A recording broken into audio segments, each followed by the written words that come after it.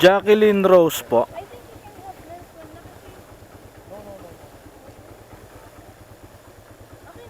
Okay na po. Helmet na lang, ma'am.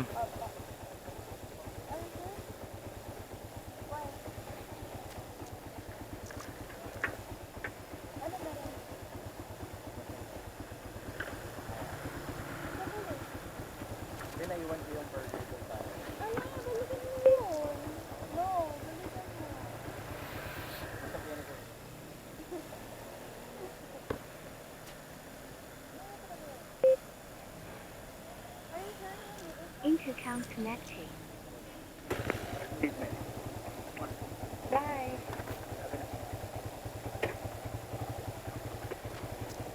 Susi.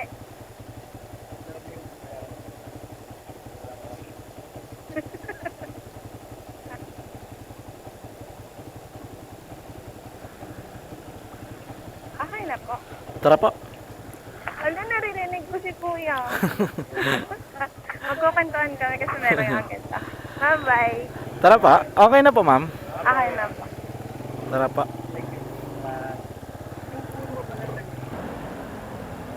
Kuya, sa tingin mo may madadaanan tayong bilihan ng mga pants Sa Litex, ma'am.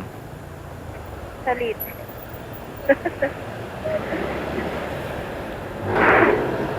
Anong klase, ma'am? Mga maong? Mga ganon? Kahit ano, dapat di kasi ako uuwi eh. Nasiraan ako ng pants kaya nakaganito ako ngayon. Ah, okay. Kaya pinapauwi na niya ako.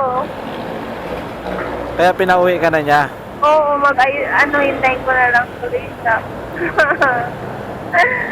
Pupunta rin siya doon, si sir. Ha? Pupunta rin si sir doon. Apartment namin yan. Ah, okay. Pinauna ka na niya. Eh kasi nga yung pants ko. Ilang oras kami nag-wait tuloy dun sa may sa fast food para gawin to. Tapos ayaw na talaga mag- Yung zipper niya ayaw Yung zipper, nasira. Oo, sa likod pa. Okay sana kung sa... Sa likod?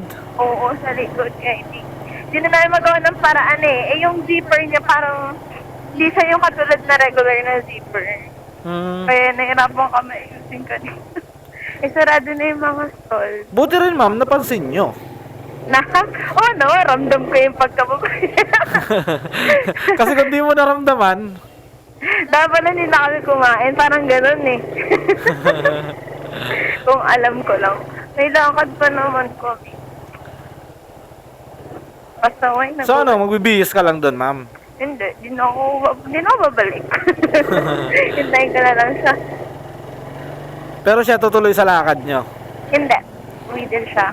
Di naman yun na maalis ng na hindi ako kasama. Di ibig sabihin, kasunod lang rin natin siya ngayon. Ha? Kasunod lang rin natin siya ngayon. Hindi, siya, nakalunch lang siya ngayon. Ah, okay. Kasi yung mga agents niya, nakalunch din. So, nag-lunch na rin siya. So, mamaya pa siya uuwi. One pa kasi out na eh. Kala ko nga si sir yung sasakay eh. Magkaiba kasi kami ng off eh. Siya ang Suez. Ako sa ng off ko. Naka-work from home kasi ako kaya mamaya pa naman yung shift ko ulit.